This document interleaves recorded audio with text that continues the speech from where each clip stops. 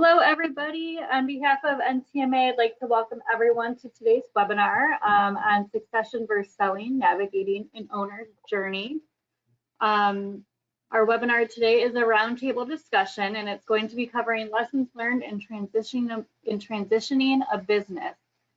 One of our presenters today had a family emergency pop up, so it's Bill Smith. He may or may not be joining the webinar. If he does, he might pop in just a little bit late. So without further, one last thing, please feel free to enter your questions into the question box. In your right, there's a little arrow you can drop down. Just type in your questions. We'll be monitoring that throughout the presentation. So feel free to pop in a question whenever one comes to mind, and we'll get to it within the webinar. Now, without further ado, I'd like to go ahead and introduce Troy Roberts. He'll be hosting this discussion today. Thank you, Kristen. I appreciate it. Welcome, everyone. We're going to discuss a seller's journey. We'll be speaking with Karla Aaron today, and if Bill Smith does not show up, I can sort of pinch hit. I know Bill well enough to know to sort of represent his side of the story. Karla, Bill, and I all know each other through the Precision Metal Forming Association. For those of you who don't know the Precision Metal Forming Association, it really represents stampers, fabricators, metal spinners, tool and die makers to some degree. And all three of us have been very involved with PMA for many years at the national level and some at the local level. You know, Bill and I both served as chairman of the PMA at different times. I'm currently the immediate past chair of the PMA. But through PMA, we've been heavily involved with One Voice, which is the advocacy group for that PMA and NTMA partner with in representing our interests. PMA membership and NTMA membership are very similar complexion of made up of family-owned businesses to larger businesses. And really, you know, from my standpoint, having served with on the board of the PMA, and the reason why I've been so involved is the relationships that I made with PMA members and NTMA members over time. And it really, the difficulties that small businesses and small manufacturing businesses face today really are foundational for what Beanstalk is about, which I'll explain in a little bit. But briefly, my bio, you all probably read that, but you know, I spent 21 years with AIDA, America Corporation. We made we made all kinds of mechanical stamping presses for automotive. And then after that, I worked for a sub $10 million company, a manufacturer, a stamper, heat treater, metal finisher called Qualtech. So that's where I really came to understand how the difficulties of a small business in this environment. Karla, why don't you explain a little bit about what you did, and then I'll fill for Bill at the end. Very good. Good afternoon, everyone. My name is Karla Aaron. I am the ex-owner and president of Hialeah Metal Spinning, located in Miami, Florida. Our HMS is still in existence, obviously. It is a contract manufacturer specializing in metal spinning and deep draw. We serve the medical industry, aerospace industry, electronics, appliance, that type of thing. I'm second generation, and after 32 years, I sold my company last July to my vice president of operations. And just this last July, I completed my 1-year transition time, and I'm now fully retired. So I'm here to work with you folks today and give perhaps some stories about selling and what that was like to help all of you guys. Hialeah Metal Spinning is a sub 10 million company as far as sales go. Yes, and Bill Smith, he was sort of at the other end of the spectrum. he and his brother purchased a company called Turmax Corporation from their father about 23 years ago. And when the company was $3 million in sales, and they were fortunate enough to grow that business at the time of sale, when they concluded the sale in June of 2020, it was at 95 million in annual sales. And so since we have two business owners or former business owners that sold their businesses in 2020, then we thought it would make a lot of sense for this webinar to really, we're going to focus more on the selling side of the succession of the seller's journey. There's Bill Smith right now. So, Hello all, Bill, can you hear are me? you live? Yes. You hear me? Oh, good. I'm so sorry, guys. I apologize for being All's late. good. All's good. You know, problem. Just take a deep breath. out goes the bad air. I'm Bill Smith. I'm from suburban Chicago, Lake Zurich, Illinois. And Turmax itself was a company my father had started. We sold it in, we actually signed the papers back in 2017 and didn't consummate the marriage till 2020. So during the middle of COVID, really. So what happened was it does take a long time. There's a lot of different ways to handle a company moving forward or moving on, and from our standpoint, it took a long time, but we sold it to a French company that was a competitor of ours, just in Europe rather than in the US. So we were able to, it's called a strategic purchase, and the buyer, we were able to get just the right person. And who buys is as important as anything else. So there's my first lesson here for all of you. You're budding. Knowledge nugget. Yep. Hopefully we'll have a lot of those today. Well, good. Well, thank you, Bill, and I'm glad you were able to join us, and good luck with everything that you're having to work through right now. Yeah. So we've done the introductions. What I would like to introduce just real quickly, talk about what I'm presently I'm the CEO of Beanstalk Collaborative Community Wealth. Bill is also a co-founder of Beanstalk, and Carla is an advisor that's working with us at Beanstalk. But as I said previously, we are all, our whole network and our friends and everything are made up of small business owners, that are PMA, TMA members in other trade associations.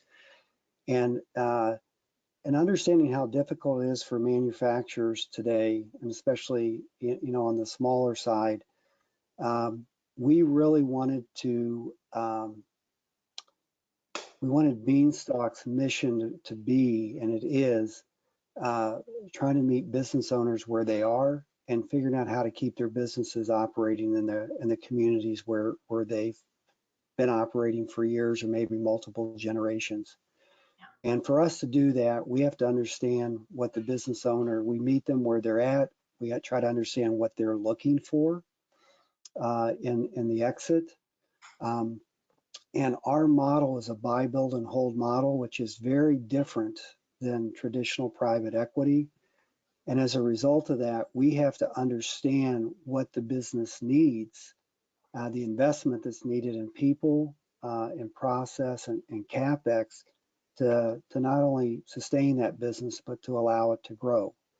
A big part of our mission also is employee engagement.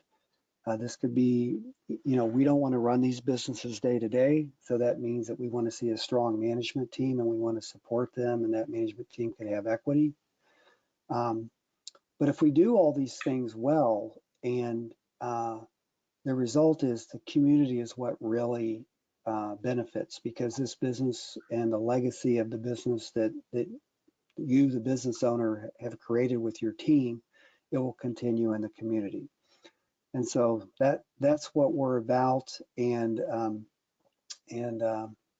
we're excited about what we're doing, and we look forward to making a difference in manufacturing in the United States today. Now moving on, get this slide to advance. Kristen, for some reason, the slide is not advancing now.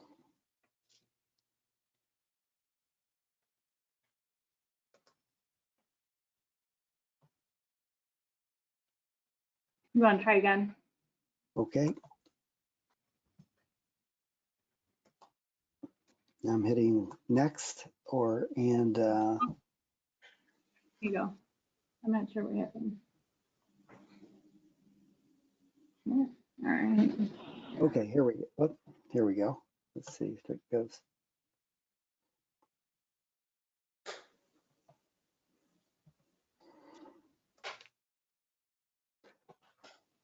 Can you advance the slide, or will it work if you do it? There we go.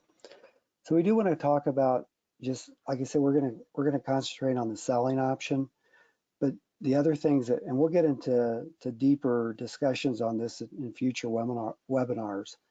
But if you generally categorize succession options, you can look at internal succession, so that could be to a family member, or a management buyout with existing management, or an ESOP.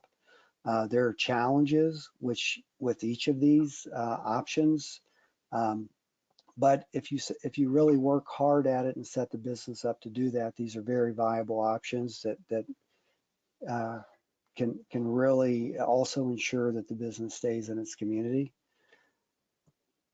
Can you click to the next?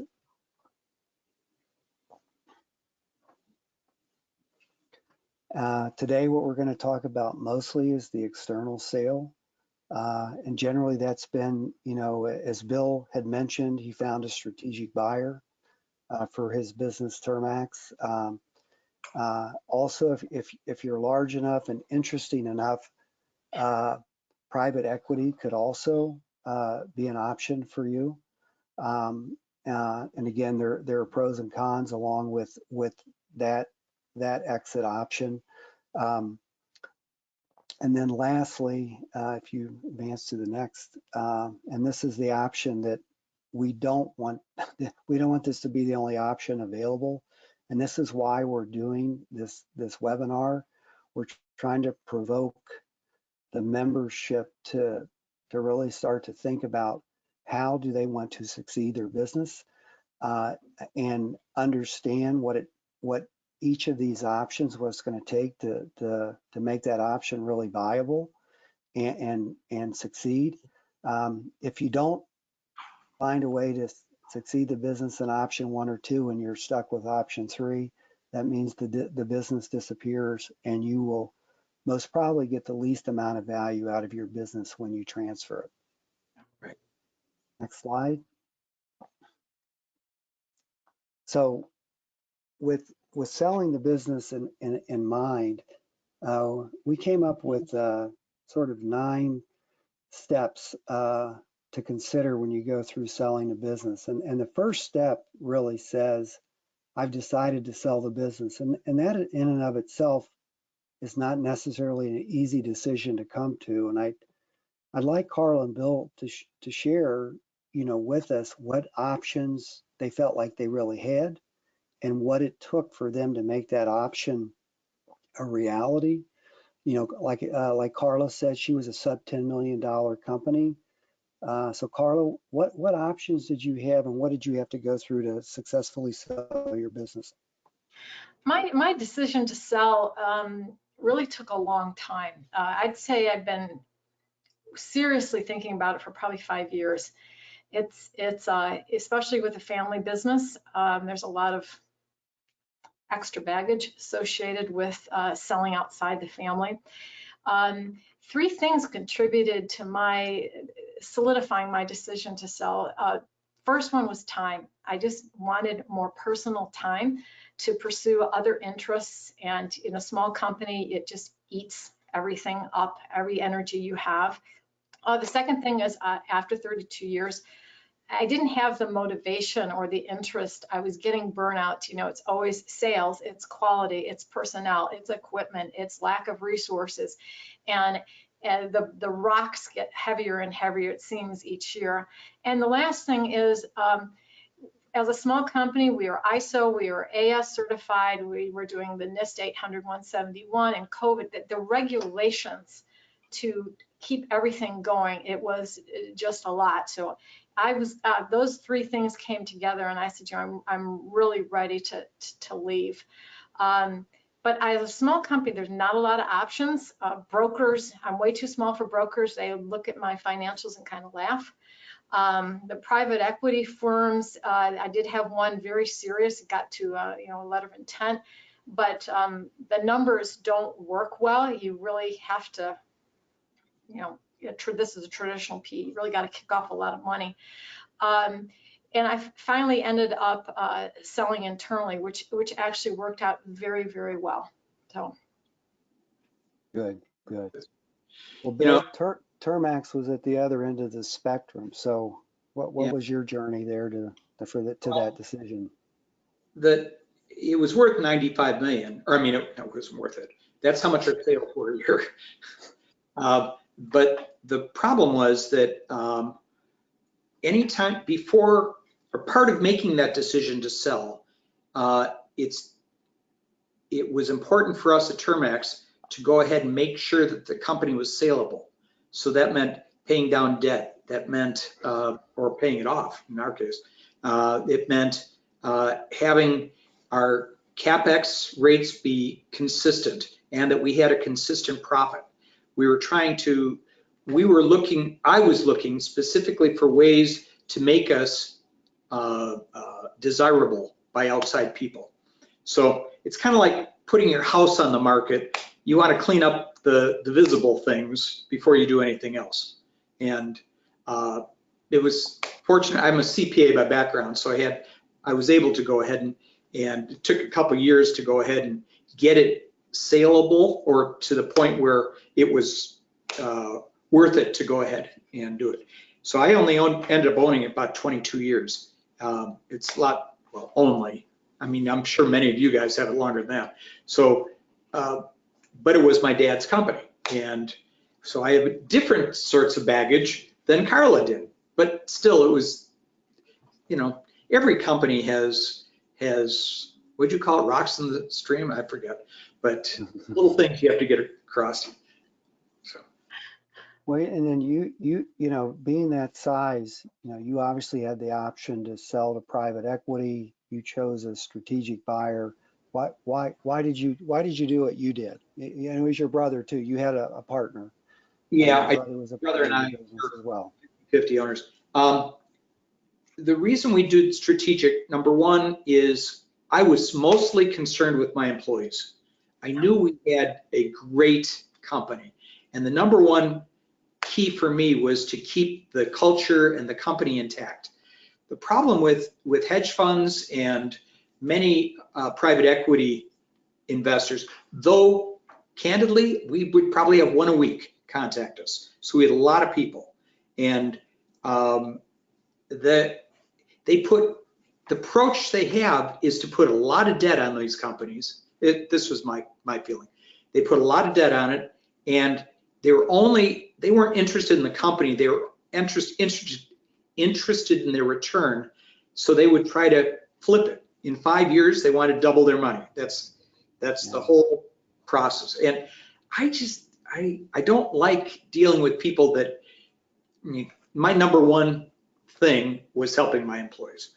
Number two was helping my family. So I'm sure there's 3, 4, 5, and 6 in there too. But I'm getting old. I mean, not old, but I'm 65, and it was time to go. So why I made the. Yeah. And I had to go and I actually contacted these people initially, or the first, I'm sorry, there was a letter that they'd written to everybody in the industry. We made little fasteners that hold cars together. So kind of the opposite of the NTMA people. But when we make the decision to sell, I just wrote a letter to everybody, and these guys received it on a Monday. On Tuesday afternoon, they were on a plane to come visit us. So Wow. it was very quick and very, I mean, we knew they were excited by us. Well, I think, I'm sure you had other strategic buyers that you all could have considered selling to, like competitors, and Yeah. but again, the outcome to your employees may have been very different, where the It would French company, they didn't have operations here and they kept your business intact, and the team, the employees intact moving forward. Yep. That was a very good situation. Okay, so you both made the decision to sell. You found the kind of buyer that you actually desired to have, but then you've got to go through this whole process. We say 6 to 12 months. It's probably should say more like 6 to 18 months or more, depending on the size of the company. Right. It can be a pretty long and grueling process. But on number 2, we talk about selecting guides, and in that, what we're really talking about there is your legal team, what the kind of knowledge they have to have, your financial advisors, which include accounting and tax advisors. Tell us how important that they are to you, Bill. If you want to Well, talk for about it from your lawyers, side first. yeah, I have a comment right away. Lawyers, there's general lawyers and there's people that specialize in these kind of business transactions, and they're almost never the same. An M&A, mergers and acquisition lawyer, there's a lot of times they charge more, but man, they are worth it. So if I can give you any advice, any of you guys, make sure you have a good merger and acquisition lawyer. They can either make a deal or they can break it, because they can concentrate on the just the wrong stuff. We'll just put it that way.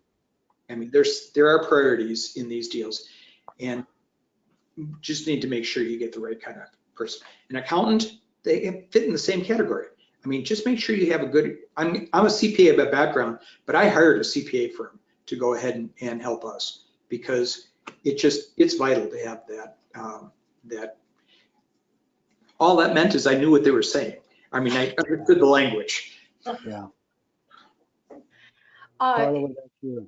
Yeah, I just like Bill. I mean, my normal accountant does my tax return. He's not, I'm usually doing my cost accounting and all that anyway. So through PMA, I was referred to an M&A lawyer, and just like Bill said, getting the right person for me, I needed someone who was not picky to the nth degree. You can put legalese everywhere and stop and clog the thing, or you can really try to work to get the deal done. And since it was an internal sale, there really wasn't that antagonistic approach. So we were able to actually work together and get all these documents. And there are a lot of documents. From the time we decided to sell to we actually closed was 18 months. And most of that was trying to get all these documents signed off and everybody understanding what was going on, et cetera. But definitely legal counsel, and fortunately my lawyer was also an accountant, and I ended up doing a stock sale because we wanted to keep everything, the 401k and all the bank accounts intact, the payroll intact. We want to make it really easy transition, but we selected a 338H, which is an asset selection or tax position, so that the new buyer could depreciate. It's a little complicated, but there's all these things that come into play, and you really need to have someone, and usually not your normal guys or ladies, involved when you come to that transaction portion for your business to sell.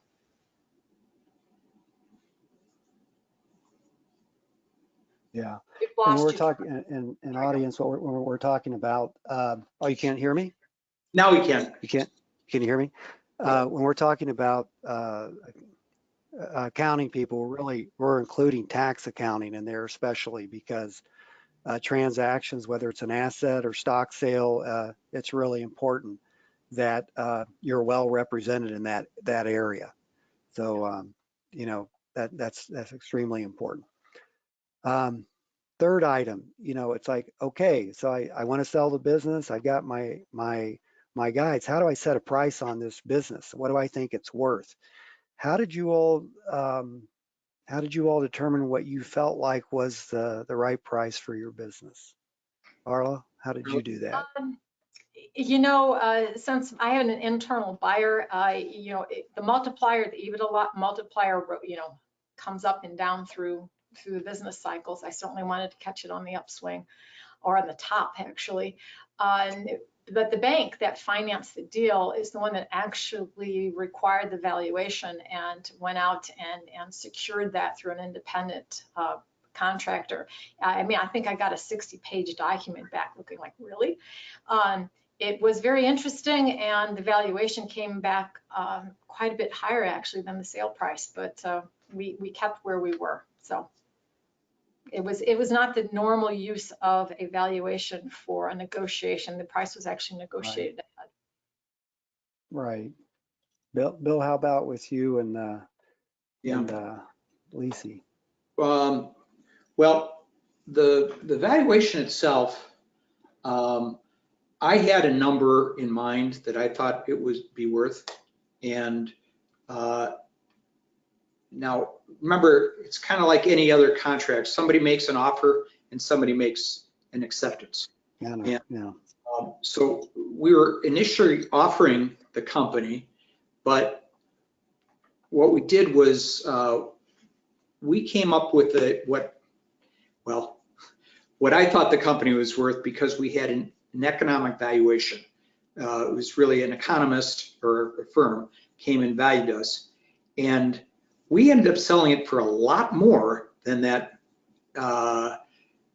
economist thought it was worth, and I mean double. So I was very surprised, but and happy. I'm not saying I'm not happy. I'm a happy person, but we ended up having to walk through the process of doing it with Lisi as well.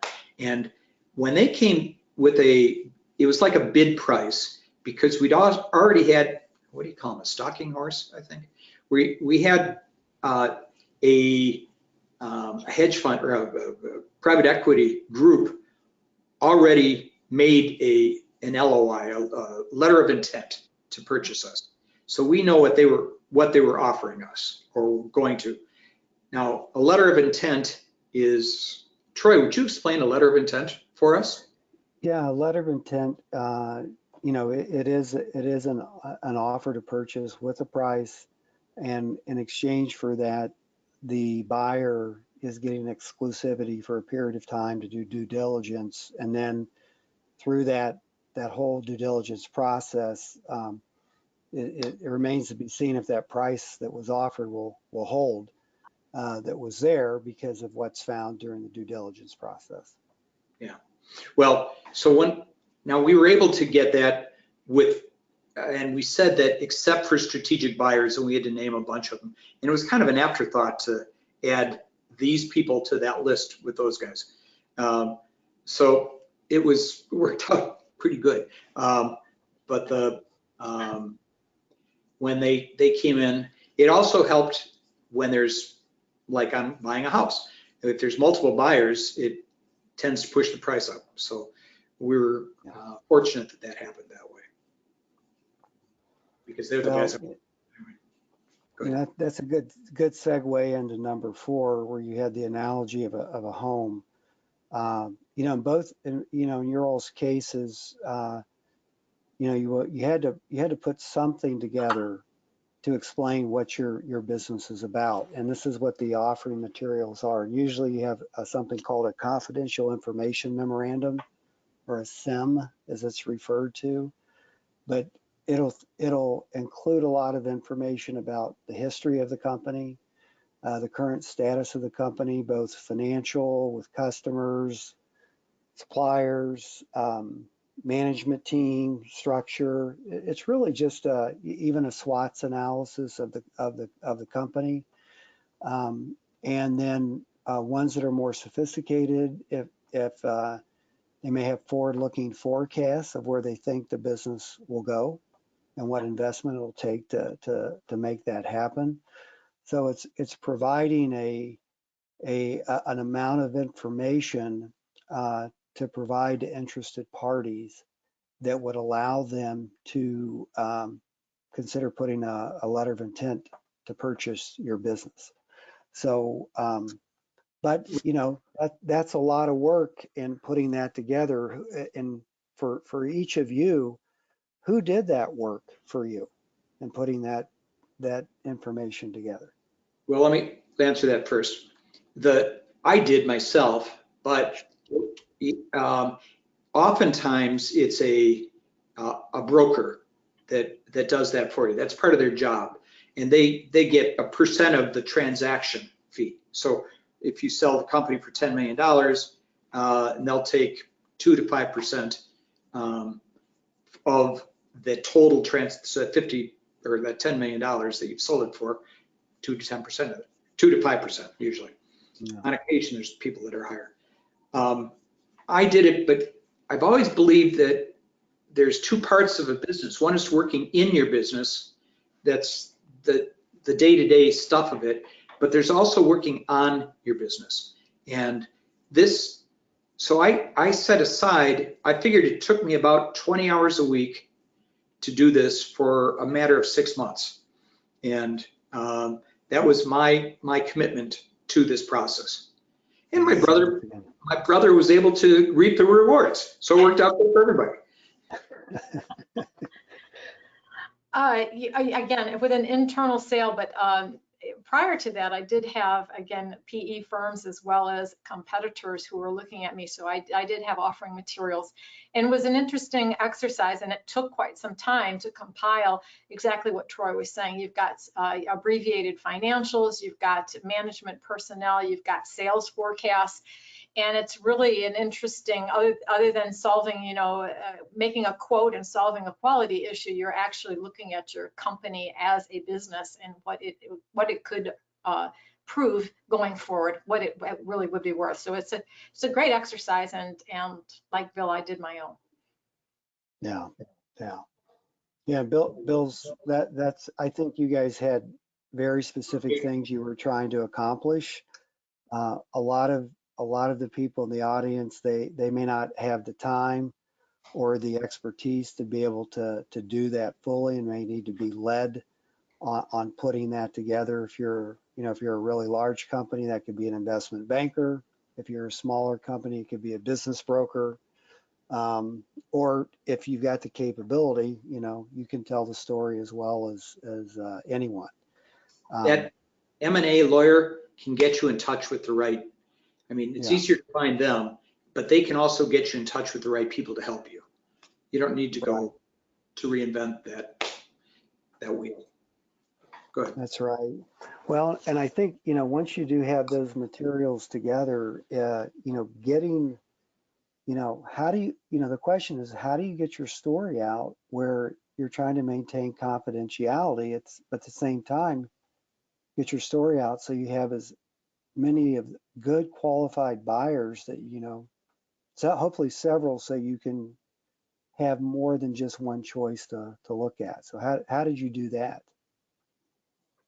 That of all these 9 things, to me, that was the most challenging. I think that's what took me so long, is I was paranoid, really paranoid about it getting out that I was interested in selling. I didn't want my customers to think I wasn't interested anymore. I didn't want my employees to think I wasn't interested in them. I didn't want them to jump ship. I also, very important, wanted to find the right buyer, just like Bill said. I didn't want to leave after 30 years and have everybody fired and have them close the business and buy the customer list and go. So finding that right buyer and marketing your business, to me, was very, very, very challenging.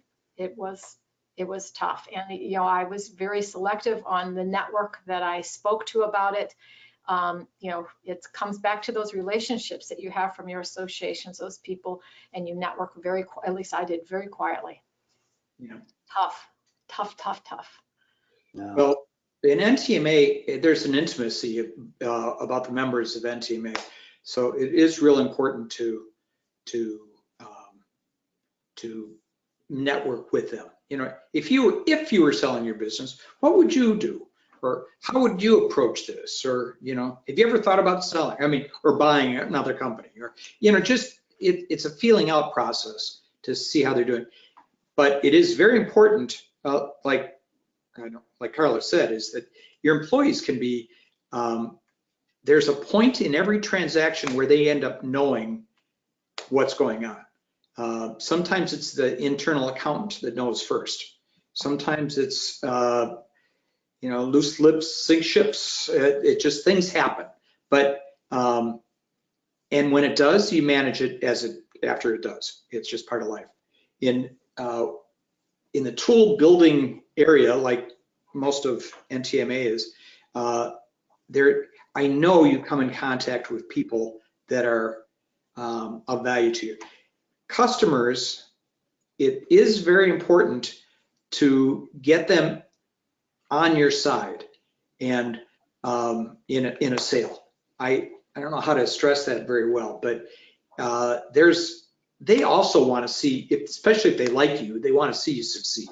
So it's a good thing to have, not early on, but as things progress. That I know a company just recently that when they told the customer that they were buying it, the customer said, or that they were selling, the customer said, you know what, I think we'll buy you. And so I mean, there's value to that too. And they actually got more because they're effectively a strategic buyer. They're a strategic buyer that saw the value in vertically integrating with that business. Well, I think, you know, on number 5, I think, you know, the key is, and what you all both did, or the commonality, is you sort of defined what you wanted your buyer to look like. Mm-hmm. You know, that's true. You know, I mean, Carla, you said, I don't want this flogged about, and you know, you developed your buyer. He was somebody that you worked with in your business and management and helped make that transaction happen. And Bill, you know, you could have conducted an auction out in the marketplace because of the size of the business and how successful it was, but you didn't do that. You wanted to find someone where your team and the business would continue. So defining that buyer really sort of shrunk the universe, I think, and it made you focus where you want to be. And I think if there was a takeaway from this, it's really, where would you like to see your company end up, with what type of people owning it? And if you can do that, then that's going to help you figure out where to market that business. Okay, well, let's move on to 6 then, where, you know, if you've done that and you've got a couple options to look at, we described what's in a letter of intent. When you get a letter of intent or competing letters of intent for your business, the one thing's for sure, you're going to have to pick one. You're not going to get to have several of them going on at once. You'll negotiate with these prospective buyers. And again, this is where your guides come in, and they're really important, especially that M&A attorney and the tax attorney or the tax accountant. And this, you really have to understand what you're being offered, because it's not just the price. You know, it's not just the price. There's other things. The devil's in the detail, and you have to really understand what they're offering, what they're asking to buy. Is it stock? Is it assets? Is it whatever? And then to be able to get those guys to help you actually compare those various offers that are represented in those letters of intent. So this is a very important step. And you really want to make sure that you understand and have the right, your team looking at those LOIs to make sure you're getting a clear understanding of what you're being offered. Do you all, Carla, Bill, do you have anything to add there with respect to what you experienced? I mean, Bill, you said you had a couple anyway, and Carla, you said you had several. So anything there that? Well, again, remember, letter of intent is just, it's an offer without seeing anything other than what you've told them. So it's at that point, that's really, it's just the beginning negotiation. So that doesn't necessarily mean that's where things are going to end up, but it does. If somebody gives you a letter of intent, it's not necessarily the one you need to go with. You need to, sometimes it's important to look at multiple things, but you can't sit on it too long, then it gets stale and they might move on to something else. Now what is too long and what's long enough? I don't know, but for me, this is the only business I've been in. It's the only business I will sell. And it's kind of like the first house you buy. You are just such a novice. You don't know the terminology. You don't know what's happening. And it's really tough when you've worked all of your adult life on this particular asset, and now you're going in and you have no idea what you're doing.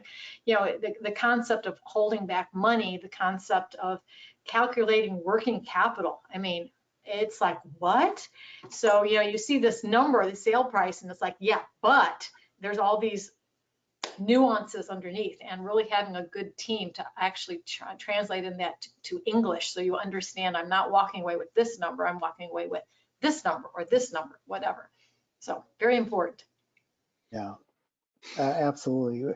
That, the team supporting you, if Beanstalk's considering, making an offer for a company, we frankly, unless the seller has committed to having a team of good advisors, and we want them to have good advisors, if they don't want to do that, we don't think they're really serious about selling, because you're gonna have to spend money to do that.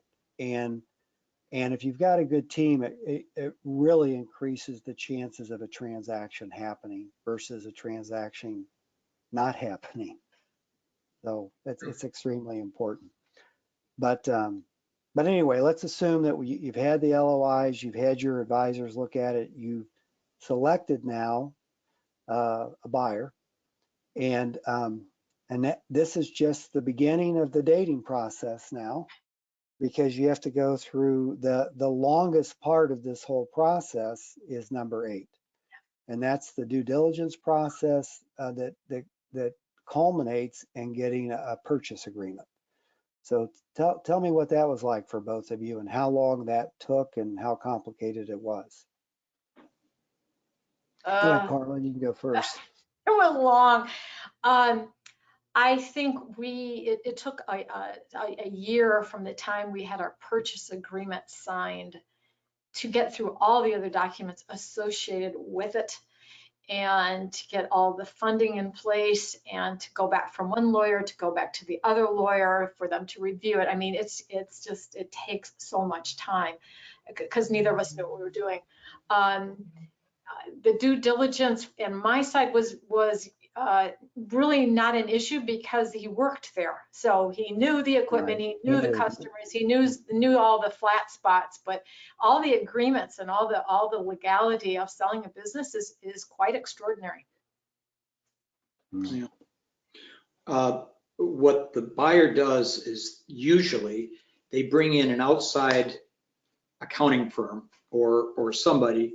Sometimes it's internal if it's a big enough company, that comes and reviews your records and determines if your contracts are up to date, if they're looking at not only what your sales and profits are, but how the quality of those profits. They look at who your who you're doing business with, both from a supplier and a business. If they don't trust the industry, and Beanstalk is like this, we don't necessarily trust the automotive industry. So we're a lot more hesitant to go ahead and look at a business in that industry.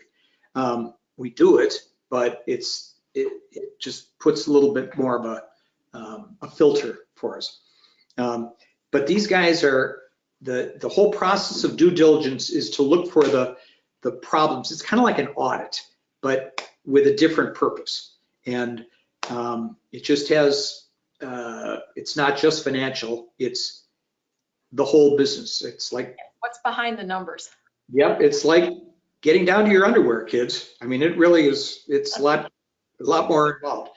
Now, the purchase agreement itself also, that's again why you need that lawyer, because there's, like Troy alluded to, there's not the money or the net dollar amount sale. It's often or usually a multiple of EBITDA, but that part is the easy section. The hard section is all of the other stuff that goes with it. And really, that's why I spent so much time on my business, was all of the other things. We had a lot of intellectual property, and I had to go ahead and, I know that it took me 2 weeks of time just putting all of our patents together. And it was, I mean, I'm not saying it's not worth it. It was very worth it, but and it was good for our company, but still we had to do it.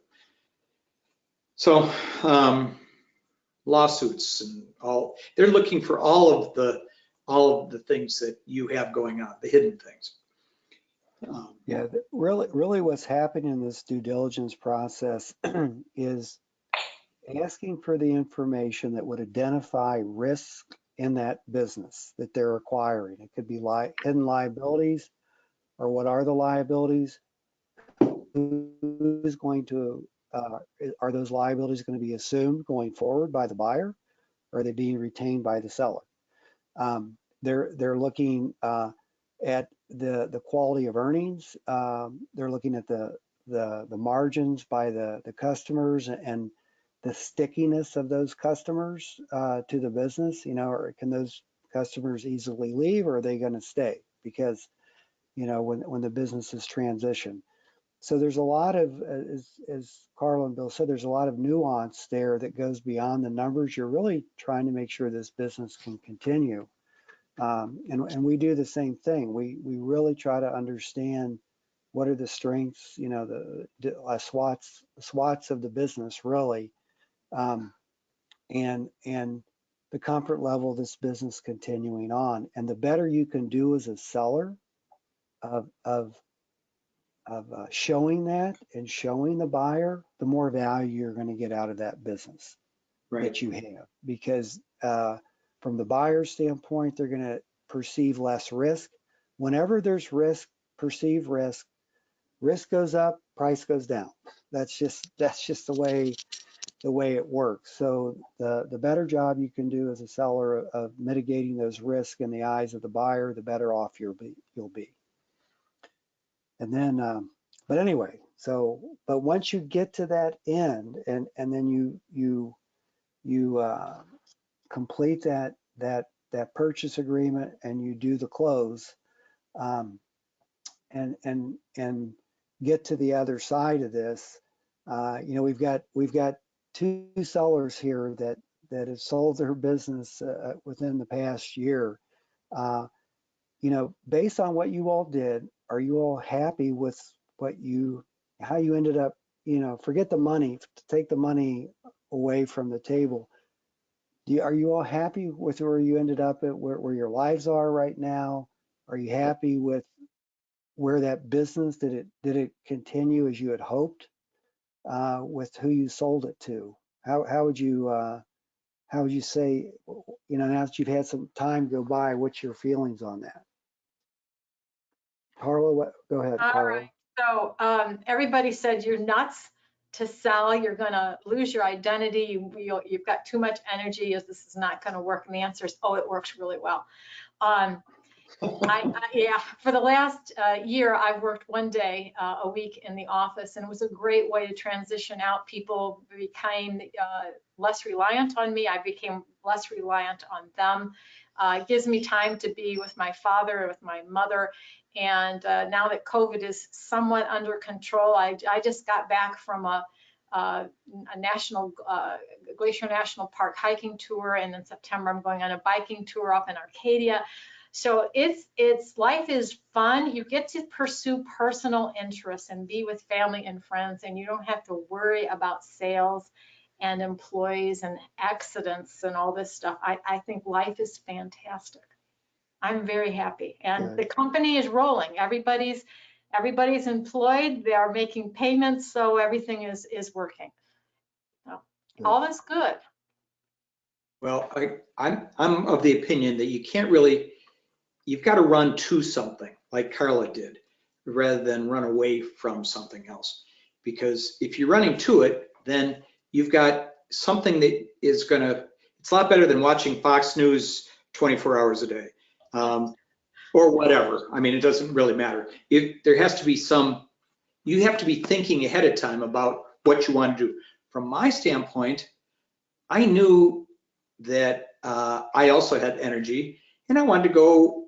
I love business. I love these kind of businesses, and so that's one of the reasons why Troy and I and our partners ended up starting Beanstalk, because this is just, it's exactly the right approach to a life.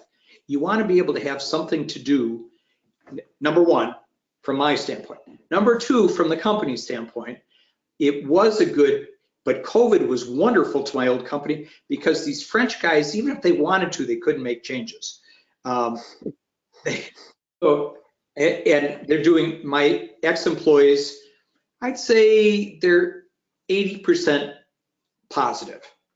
Of the 400 employees, only 1 or 2 have quit, and because of the ownership change. So it's really been a remarkably smooth transition.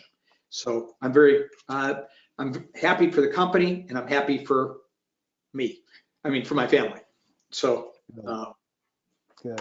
All good. Well, with that, let's open it up and see if there's any questions from the audience of things they would like us to respond to and go deeper into. Hey Troy, it's Linda from NTMA. I've been watching the question box, and you do have 3 questions from an attendee. The first one is targeted toward Bill. Rosemary would like to know what was in Bill's original letter that he sent out when he decided to sell. I think you mentioned that way in the beginning of the presentation.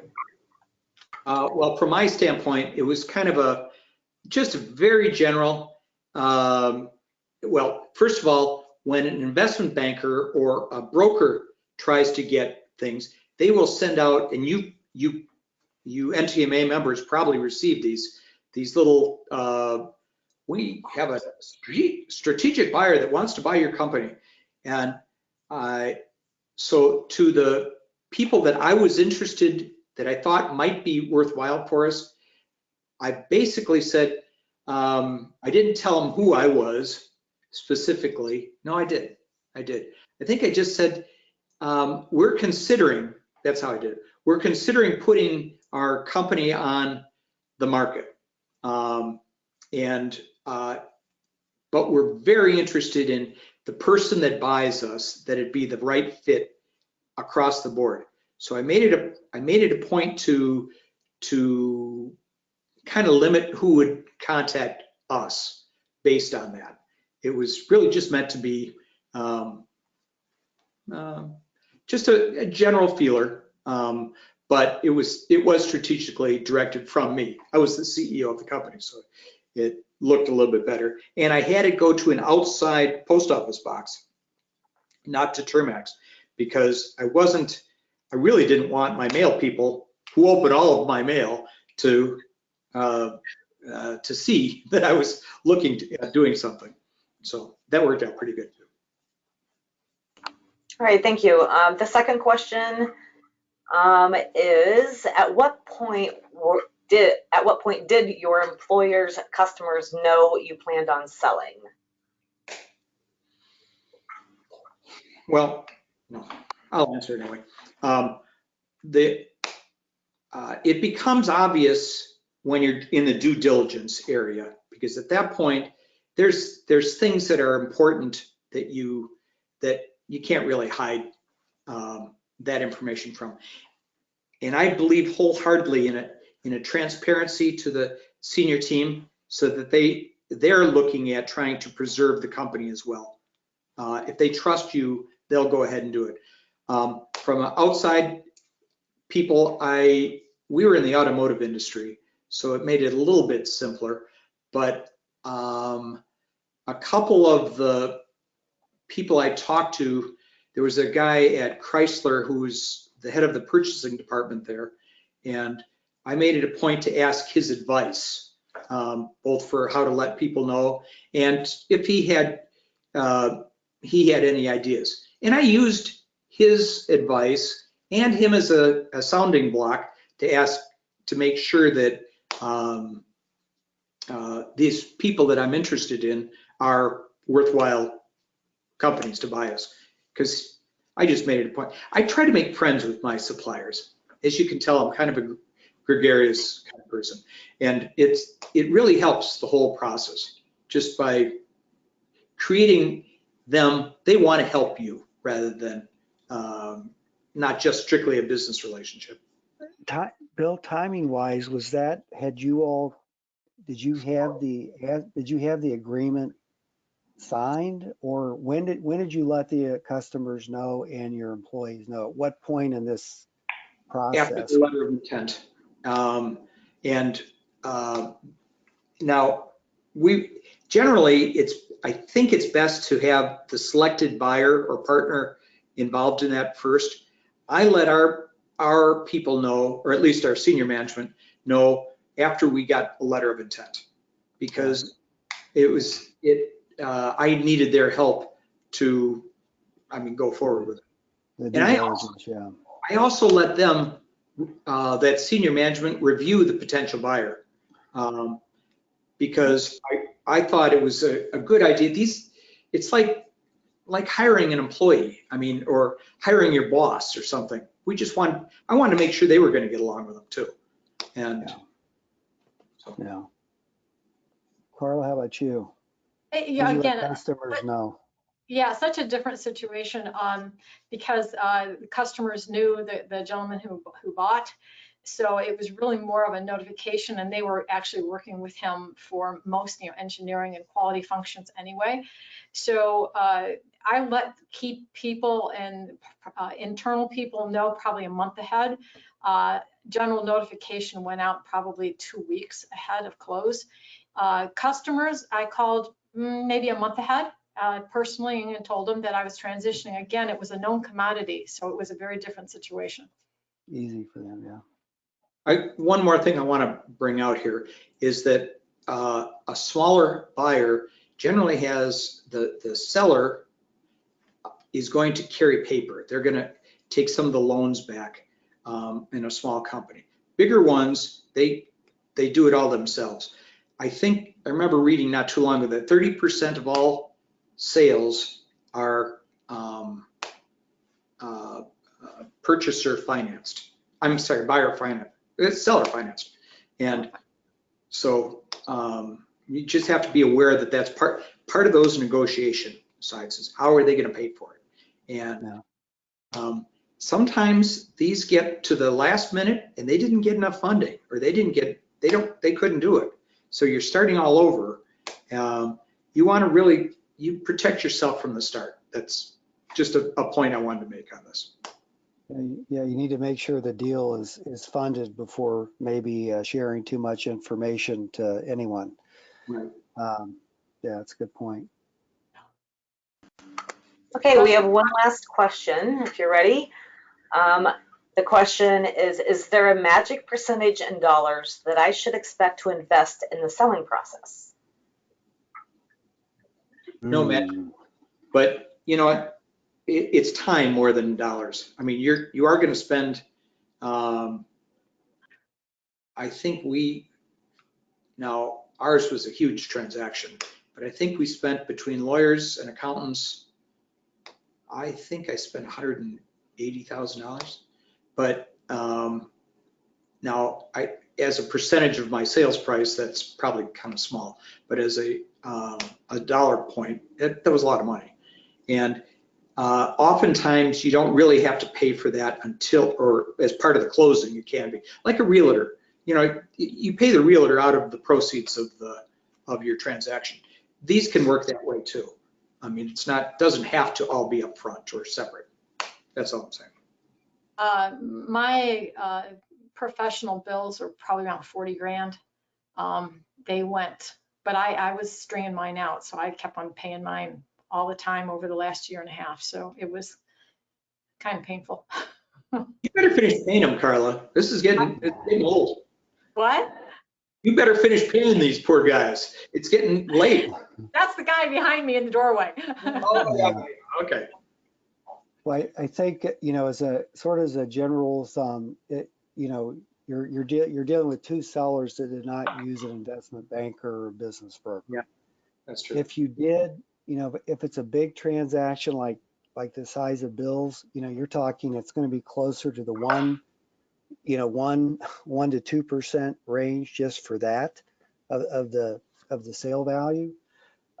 If you're looking at a smaller transaction that's say, $5 million, there's usually a sliding scale of, there's 5% on the first million, 4% on the next million, 3%, and it'll weight average out to maybe something higher, 3 or 4, 5%, because there's a lot of fixed costs those people have, and putting the confidential information memorandum together, marketing the business, etc. And then, and then again, paying for your accountants and your legal team. A lot of that's going to depend on what is the quality of your accounting now. Yeah. If you have, I mean, I know these two people, they had real solid accounting, or, they were audited every year, or they were very, very good at what they were doing and they had the systems. If you don't have that, if you're a cash basis, accountant, all that stuff, those are things that are going to end up costing you a lot when you go to sell the transaction two ways. One is you're going to have to try to present the information in such a manner that the buyer can understand it. And it's going to be one of those things, again, if they perceive that the quality of the information they're getting from you is not as robust as they would like, they're going to characterize that as risk, and they're going to give you a lower price to mitigate that risk.